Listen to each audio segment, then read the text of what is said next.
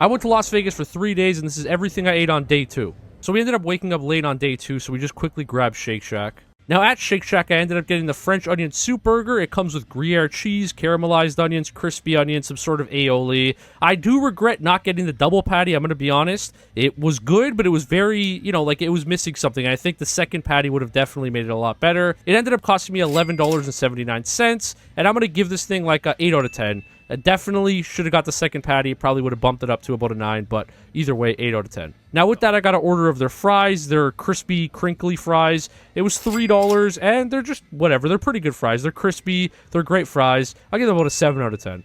Then after we left Shake Shack, we made our way over to the Allegiant Stadium. We had Raiders tickets, and at about halftime, I would say, I went and got Vito's Tacos. I got Birria Tacos. It comes with a little wedge of lime. These things were cheesy. They were juicy. They were crispy. They were great. I give these things a solid 8.5 out of 10. The only problem is they were a bit expensive. They were around $15. Then to go with my tacos, I got a bucket of popcorn. It was about $10 for the bucket of popcorn.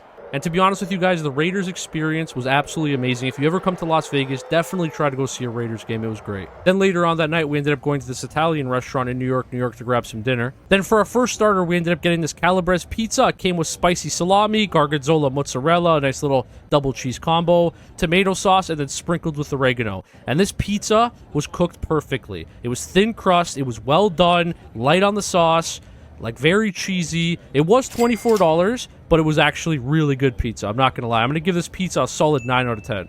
Then for our next starter, we got calamari, and I'm going to be honest, it wasn't even close to as good as the calamari from day one. It was all right. I'll give it a 7 out of 10, and it costed us $22. Then for my pasta dish, I ended up getting the Parpadelle alle Norcine con Pollo, and it was absolutely amazing. It was a nice, like the pasta on it, this thick cut pasta was great. It came with a nice amount of chicken, a nice amount of mushrooms, and the cream sauce that they cook it in, like this cheesy, Parmesan-y cream sauce that it's cooked in, was so good. It was $33, but I'm giving this a solid 9 out of 10. Okay, so I didn't do this on day 1, but we're going to start recapping the whole day's price, everything we spent combined. On day 2, we spent $120. Now, keep in mind, we split the pizza and we split the calamari, but it ended up costing $120. And then on day 1, we spent $137, but on day 1, we split a few things. Like, I think we split the chicken wings, the meatballs, the calamari, so keep that in mind as well. But either way, so day 1 was $137, and day 2 was $120.